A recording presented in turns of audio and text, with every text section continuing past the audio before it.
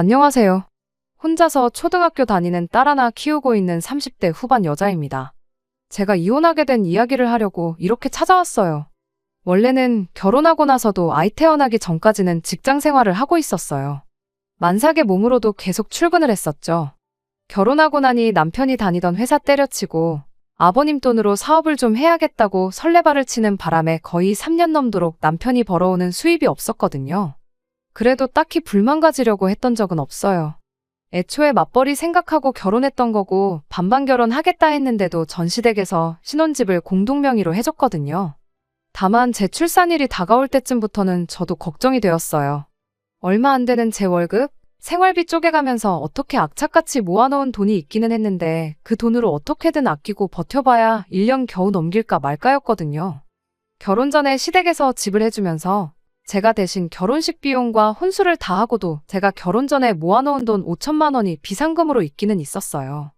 처음부터 제가 반반 결혼하겠다고 했다 보니 남편도 그 돈의 존재를 알고 있었는데 그 돈은 미래에 태어날 우리 아이를 위해 쓰지 말고 아껴두자고 장기예금으로 묶어놓은 상황이었죠. 그래서 아무리 상황이 힘들어진다고 해도 그 돈을 쓰고 싶지는 않았어요. 그나마 다행이었던 건 전시아버지께서 이제 아이도 태어나서 아빠가 되는데 헛짓거리만 하고 다니는 아들 꼬락서니를 더 이상 두고 보지 못하겠다고 하신 덕분에 3년 가까이 돈 한 푼 벌지 못한 남편의 사업을 강제로 접게 만들어줬다는 거였어요. 남편이 먼저 다니던 회사가 평범한 중소기업이었고 거기서 쌓은 경력 가지고는 새로 직장 구하기도 힘든 상황이었어요. 아버님은 남편한테 정사업하고 싶으면 당신 사업이나 물려받으라며 남편을 데리고 가주셨죠. 사업이라고 해봤자 5명도 안 되는 영세하는 사업장이에요. 하지만 그래도 아들이라고 들어가자마자 고참 직원 대우해주고 월급도 후하게 쳐주셨어요. 한 달에 350만 원 정도 가져왔는데 저 혼자서 벌었을 당시가 한 달에 250이 고작이었으니 오히려 아이 태어나고는 제가 상황이 많이 편해졌어요. 하지만 월 수입이 거의 100만 원이 늘었는데도 넉넉하다는 생각이 전혀 들지 않았습니다. 가능하다면 저는 맞벌이를 계속 하고 싶었어요. 하지만 친정은 너무 멀리 떨어져 살고 있고 시어머니는 아이 봐주기 싫다고 하셨어요. 저한테 애는 직접 키워야 하는 거라고 뭐라 하셨죠. 틀린 말도 아니었고 이미 남편이 아버님한테 큰 신세를 지고 있던 상황이었다 보니 아쉽지만 제 경력을 포기하고 저는 전업주부의 삶을 시작했어요. 아버님이 신경을 많이 써주신 덕분에 지출도 거의 없었습니다. 아버님이 개인카드를 남편한테 주셨는데 사적인 용도로 사용은 절대로 금지였지만 관리비나 생활비 같은 식비 외 필요한 것들에서 거의 다 쓸 수 있게 해주셨어요. 손주를 위해서 아버님이 큰 선심을 쓰셨던 거죠.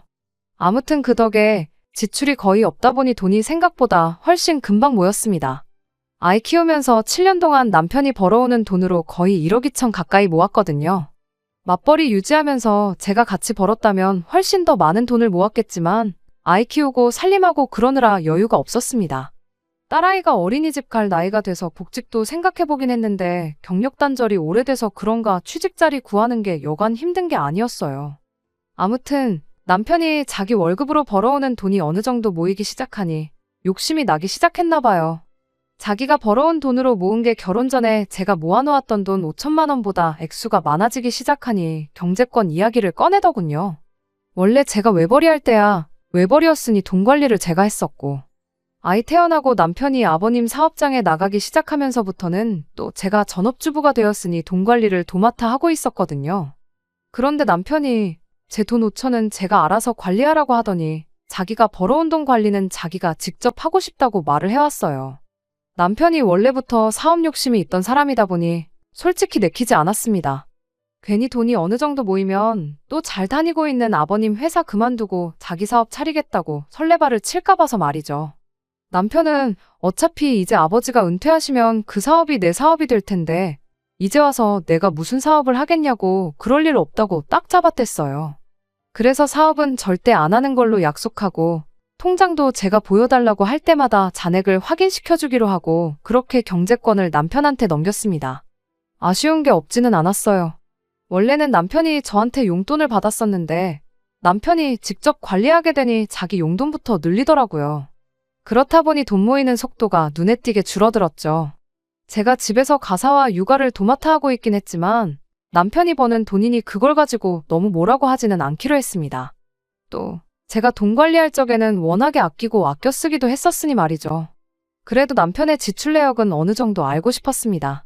통장 내역을 확인시켜달라 했더니 용돈으로 쓰는 돈은 카드가 아니라 현금 인출분이 많았어요. 남편한테 이건 어디다 쓴 거냐고 물어봤지만 사업상 인맥 관리하느라 현금이 좀 필요하다며 대답을 얼버무렸죠. 대충 어디다 썼는지는 알 것 같아요. 아버님이 개인적인 용도 아니면 사용하지 말라고 카드를 주셨다고 했잖아요? 그런데도 사업주인 아버님 모르게 개인 돈으로 그것도 현금으로 몇십만 원씩 쓰고 있는 걸 보면 뭐 용도가 뻔했죠. 대신 저도 더 캐묻지는 않았어요. 모르는 게 약이라는 말도 있고 남편도 말하길 아버님이 보수적인 성격이라 사업을 더 키울 방법이 있는데도 불구하고 모르는 척 하고 계신다고. 그래서 자기가 지금부터라도 아버님 몰래 사업을 키워나갈 밑준비를 하는 거라고. 입에 침이 말라서 거품이 될 때까지 열심히 짓거리길래 한번 얼마나 잘하나 보자는 시기였어요. 아무튼 모아놓은 돈 까먹는 것도 아니고 어쨌든 적당히 만족할 만한 금액을 꾸준히 저축해주고 있는 모습을 보여줬었으니 그땐 저도 그 말을 믿었습니다. 그러던 중 제가 모아놓은 돈을 예금에만 묵혀두자니 문득 좀 아까운 거 아닌가 하는 생각이 들었어요. 그때가 막 코인이니 주식이니 엄청 열풍일 때였거든요. 저도 사실 결혼 전에 주식으로 조금 재미를 본 사람 중 한 명이에요. 그때는 뭘 알아서 한 게 아니고 친한 지인 중에 주식 열심히 하는 사람이 추천해주는 거 듣고 조금씩 투자해서 돈을 벌었던 적이 있었거든요. 나중에는 판이 커져서 결혼 전 30이 되기 전에 제 통장에 1억 원을 만들었던 적도 있었죠. 그래서 제가 반반 결혼하자고도 먼저 말했던 거고 안 하게 되었어도 결혼식 비용에 혼수까지 다 마련하고도 5천만 원이나 남겨놓았던 거예요. 결혼 후에도 사실 계속 주식 투자를 하고 싶은 마음이 어느 정도 있었는데 막상 결혼하니 남편은 남편대로 돈 한 푼도 못 벌어오지. 내 돈으로 주식한다고 하면 남편이 나를 어떻게 생각할까 걱정도 되지 해서 그냥 그때부터 주식은 잊고 살았습니다. 하지만 이젠 남편이 제 돈 5천은 제 맘대로 굴려도 된다고 했으니 그리고 전업주부 하면서 시간도 어느 정도 비었기 때문에 이참에 주식을 제대로 한번 공부해볼까 싶었습니다. 무엇보다 경력이 끊겨서 취직 못하는 아쉬움에 대한 보상심리도 컸던 것 같아요. 7년에 1억 2천이면 꽤나 잘 모은 편이라고 생각하지만 날이 갈수록 서울 집값이 상승하는데 적어도 우리 부부 노후자금 빼고도 우리 딸 결혼할 때 뭐라도 하나 해줄 돈은 있어야 하지 않겠나 싶더라고요. 아이 학교 보내고 집안일 다 끝내놓고 나면 시간이 꽤나 남는 편이라서 제 나름대로 관련 인터넷 강의도 찾아보고 책도 사고 열심히 머리 싸매고 공부를 했죠. 그렇게 한두 달 정도는 모의 투자도 해보면서 감을 되찾기 시작했고 저한테 운뿐만 아니라 실력도 따라준다는 확신이 생기는 그날의 5천만 원 전부를 가지고 주식을 시작했습니다. 당시 남편한테도 제가 주식을 시작할 거라는 말도 했었어요. 제가 관심 있어 하던 투자 종목 몇 개도 설명해줬죠. 혹시나 안 좋게 생각할까봐 미리 말한 것이기도 하지만 허락을 구하는 게 아니라 제 미래 계획을 설명해줬던 거죠. 어느 정도 자신도 있었고 남편도 이제 자기 돈을 따로 관리를 하고 있었으니 관심 있으면 내가 정한 종목에 같이 한번 투자를 해보겠냐고 물어봤습니다. 그때 남편은 콧방귀를 뀌며 아줌마가 주식은 무슨 주식이냐고 비웃었어요. 옆집 아줌마가 주식을 사면 그때는 돈을 빼야 한다는 말도 못 들어봤냐고 개나 소나 주식해서 돈 번다니까 눈이 혹했나 본데 괜히 있는 돈 날리지 말고 은행에 고이 모셔두라는 소리를 하더라고요. 투자에 100% 확신이 있을 수는 없죠. 공격적인 투자보다 안전한 은행 예금이 좋다는 남편을 말릴 생각은 없었지만 말 한번 참 서운하게 한다 싶었습니다. 하지만 그런 남편의 생각과는 다르게 결과가 참 좋았습니다. 5천만 원으로 시작한 제 돈이 반년도 안 돼서 7천만 원으로 불어났거든요. 5천만 원으로 시작했으니 본전은 다시 예금에 묶어두고 이제 그 2천만 원만 굴려볼까 그런 생각을 하던 찰나에 또 몇 가지 종목을 보니까 확신이 생기는 게 있어서 반대로 그 2천만 원을 예금해놓고 원래 시작했던 원금 5천을 굴려야겠다는 생각이 들었어요. 반년 만에 2천만 원 만들어낸 자신감 때문에 그랬나 괜히 용기가 생기더라고요. 잃어봤자 절반이다. 2천만 원은 아예 벌었던 적도 없는 돈이라고 생각하자 다짐하고 나름 리스크 관리도 했습니다. 그런데 제 확신은 보기 좋게 빗나가고 말았죠. 찔끔찔끔 올라가던 주식이 다음날 아침에 아이 학교 보내고 집안일 마치고 나서 점심때쯤 확인해봤더니 한 번에 10%가 빠졌더라고요. 묶어둔 돈 2천만 원을 생각 안 하면 이미 손해를 본 거나 마찬가지니 저는 좀 더 버텨보기로 했어요.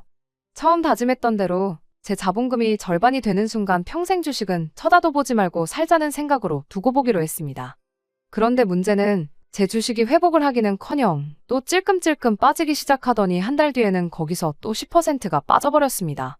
남편은 내 그럴 줄 알았다며 어떻게 소 뒷걸음질에 개구리 한 마리 잡은 걸 가지고 실력이라고 착각해서 있는 돈도 날려먹게 생겼다며 비아냥거렸죠. 그냥 1,000만 원 벌은 걸로도 잘한 거니까 이참에 큰 교훈 하나 얻었다 생각하고 털고 나오라고 끝까지 저를 놀리더라고요. 그때는 그냥 리스크고 뭐고 오기가 생겨서 빼기가 싫었어요. 내 돈 5,000만 원 포기하는 한이 있더라도 끝까지 들고 가자는 생각이었죠. 그래서 은행에 예금해뒀던 그 2,000만 원까지 꺼내서 소위들 말하는 물타기를 시작했죠. 남편은 끝까지 저를 두고 장난칠 생각밖에 없더라고요. 나중에 다 잃고 나서 나한테 돈 달라고 하지 말아라 하면서 말이죠. 하늘은 참 무심하게도 제 주식만 계속 내리는구나 싶었어요. 하지만 그때는 저도 제 눈이 틀리지 않았다는 걸 남편에게 증명해주고 싶어서 나중에는 남은 돈까지 탈탈 털어서 주식을 추매했습니다. 그날부터는 스트레스 때문에 일부러 주식 잔고는 확인도 안 했어요. 그냥 죽어라고 경제 관련 기사나 뉴스 찾아보고 다른 투자처를 찾는데 여념이 없었죠. 그러다가 얼마 지나지 않아서 시어머니가 아는 분들과 놀러 나갔다가 손목을 크게 다치시는 일이 있었어요. 큰 부상은 아니었지만 집안일을 할 수 있는 상황이 아니셔서 아침에 아이 학교 보내고 제 집안일 하고 나면 시댁으로 출근을 해야 했습니다. 시어머니 대신 집안일 도와드리고 식사 준비도 해놓고 해야 했으니까요. 말씀드렸다시피 당시 아버님께 큰 신세를 지고 있던 거나 다름이 없었기에 저는 이걸 시집살이라고 생각하지는 않았어요. 오히려 갚을 길이 없었는데 이렇게라도 도움을 드리니 다행이다 싶었죠. 대신 그렇게 아침에는 저희 집, 점심에는 시댁 가서 집안일이며 음식이며 해야 했다 보니 어머님 손목이 괜찮아질 때까지 주식은커녕 관련 뉴스 찾아볼 시간도 없었습니다. 그런데 시어머니 손목이 다 나음과 동시에 아주 대박이 터져버렸어요. 제가 투자하고 있던 회사에 엄청난 호재가 생기게 된 거예요. 일부러 꾹 참고 안 보고 있었는데 그 소식을 들으니 주식 잔고를 확인하지 않을 수가 없더라고요. 아니나 다를까 정말 대박이라는 말밖에 할 수가 없을 만큼의 수익이었습니다. 7,000만 원을 있는 그대로 꼬라박은 제 주식이 거의 5배 가까이 불어나 3억이라는 거액이 되었거든요. 그때는 저도 더 욕심부리면 안 되겠다 싶어서 그냥 털고 나왔어요. 여담이긴 하지만 그때부터 계속 쥐고 있었다면 지금은 거의 7억 정도 되는 거액이라는 게 아쉽긴 하네요. 하지만 그때는 그게 최선의 선택이었으니 후회는 없어요. 이미 수익은 낼 만큼 냈으니까요. 정말 스스로도 대견스러우면서도 놀라웠죠. 저희가 7년 동안 끔찍하게 모아서 1억 2천을 모았는데 저는 거의 1년 조금 넘는 기간에 그 2배 이상을 만들어냈으니까요. 월급 200원짜리 받던 나도 이렇게 큰 돈을 벌 수 있었구나 하는 성취감도 들었고 아직 많이 모자라긴 하지만 이젠 이걸 자본 삼아 부동산 쪽으로 투자를 하면 적어도 우리 딸 하고 싶은 공부가 있으면 유학을 보내주던 아니면 결혼할 때 떡하니 집 한 채를 사주던 해줄 수 있는 건 다 해줄 수 있겠구나 싶었습니다. 그 와중에 남편은 그 큰 돈을 벌었다는데도 전혀 기뻐하는 반응을 보이지 않았습니다. 오히려 얼굴에 그늘이 가득했죠. 응당 기뻐해야 할 소식에 조금도 밝은 표정을 보이지 않는 남편을 보니 괜히 걱정이 되기 시작했어요. 혹시 직장에서 무슨 일이 있었나? 아버님 몰래 사업 키운다고 뒷공작하고 있던 게 잘 안 된 건가 싶어서 같은 회사에서 저만큼 남편과 시간을 오래 보내는 게 아버님이었기에 혹시나 싶어 시아버지께 전화를 해봤어요. 그런데 오히려 아버님은 저한테 묻고 싶었다고 하더라고요. 집에 무슨 일이라도 있냐며. 지난 몇 달 동안 남편이 회사에서 핸드폰만 쳐다보고 도무지 일에 집중 안 하고 생각이 딴 데가 있는 것 같다고요.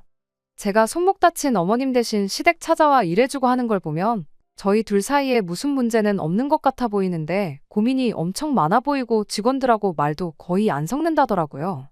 처음엔 핸드폰만 보고 있길래 저랑 뭐 톡으로 싸우는 건가 싶으셨다네요. 그래서 그날 저녁에 남편한테 단도직입적으로 물어봤어요. 요즘 무슨 근심이 있어 보이는 것 같은데 무슨 일이냐고. 내가 도와줄 수 있는 건 기꺼이 도와주겠다고요. 그제서야 남편이 조심스레 말을 꺼내더라고요. 제가 주식으로 돈 번 거 보니까 자기도 코인을 좀 했다고요. 지금 생각해보니 그 와중에도 자기 욕심에 코인 한 걸 가지고 저 때문에 시작했다고 하니 어이가 없네요. 아무튼 그때는 코인을 했다길래 저는 용돈벌이 삼아 조금 했는 줄 알았죠. 워낙에도 투자 리스크를 겁내던 사람이었으니 말이죠. 손실이 나도 푼돈나 불행이일 줄로만 생각했습니다. 그런 거 가지고 왜 그러냐고, 내가 3억이나 벌었지 않느냐고 그 정도 손실은 그냥 좋은 공부했다 생각하라고 했습니다. 그런데 문제는 그냥 교훈으로 삼기엔 그냥 넘어갈 만한 액수가 아니더라고요. 처음에는 푼돈으로 시작한 게 맞답니다. 그런데 정말 1시간 사이에 100만 원 가지고 120만 원을 만들었다고 하더라고요. 그때부터 조금씩 투자금을 늘렸는데 사면 사는 대로 돈이 마구마구 불어났답니다. 그러고 나니 욕심이 생겨서 자기 돈 1억 2천을 전부 때려 넣었는데 몇 달 사이에 그 돈을 싹 다 날려버렸다네요. 요즘도 말이 많은 스캠 코인에 당했다는 거예요. 1억 2천만 날렸으면 참 다행이게요. 아버님 몰래 사업 확장하겠다고 알게 된 인맥들한테 돈을 빌려서 2억으로 그 돈을 메꾸겠다고 코인 데이 트레이딩을 시작했다는 거예요.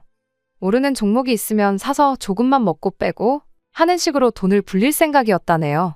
시작했을 때 돈을 그렇게 벌었으니 하루에 1%만 벌어도 2달이면 손실을 다 메꾸겠다 싶었답니다. 그래서 그동안 회사에서 핸드폰만 죽어라고 쳐다보고 있었던 거죠.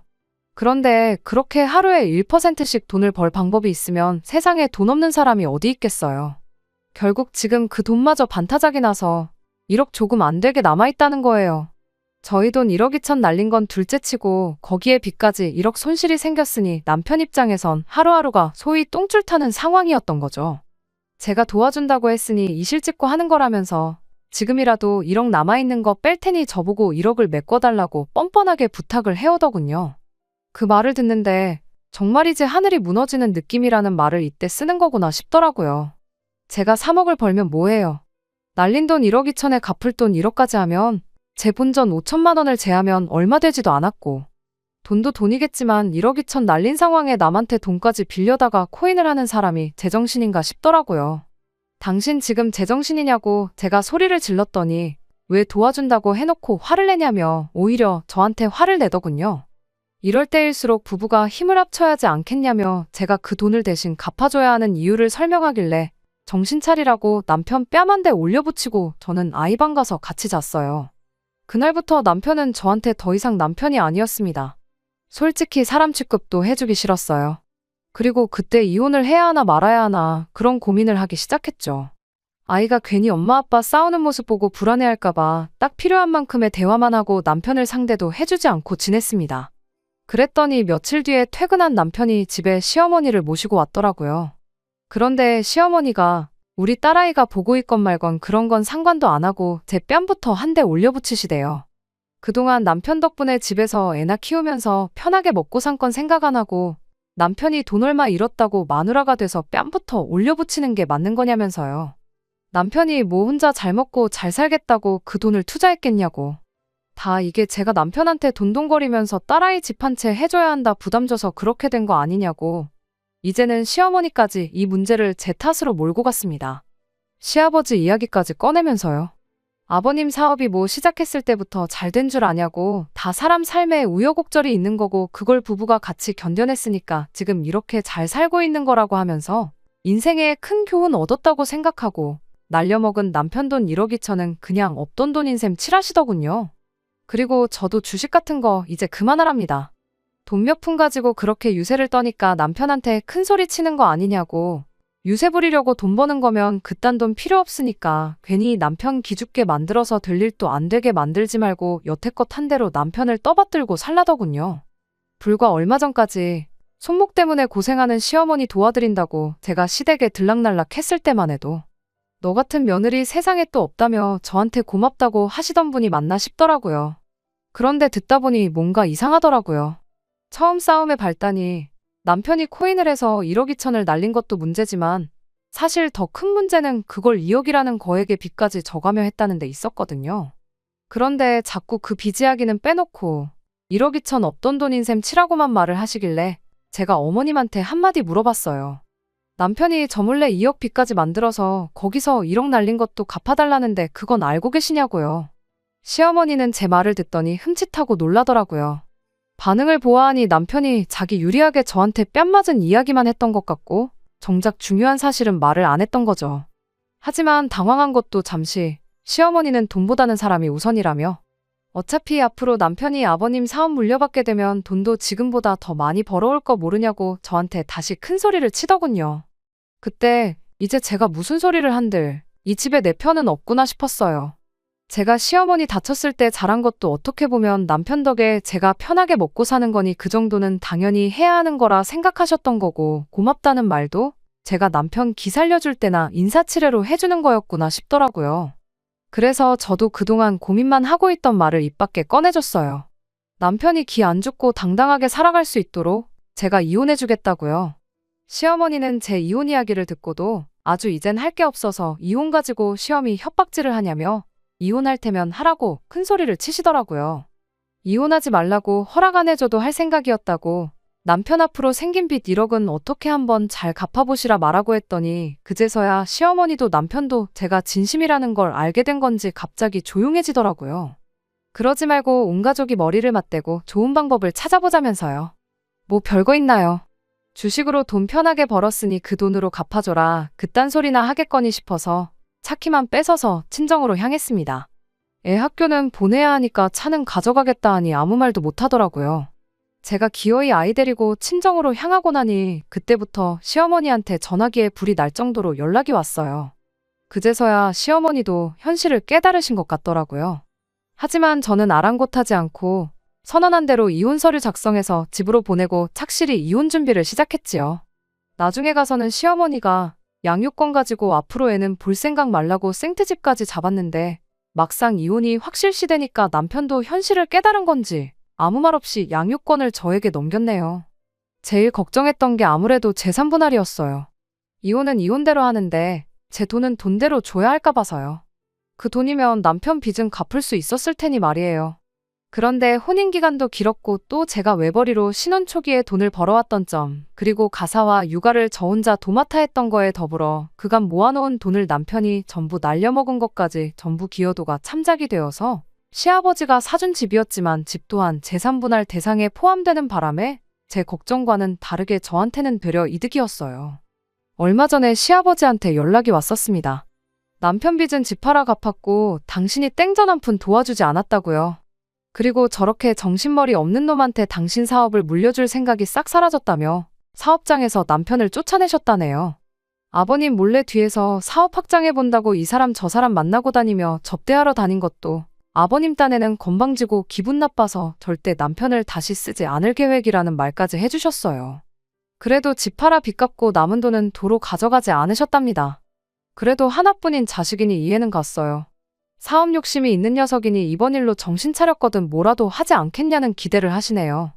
저야 뭐 이혼까지 한마당에 거기서 싫은 소리 하고 싶지도 않았고 그냥 잘 됐으면 좋겠네요 하고 대답해줬습니다.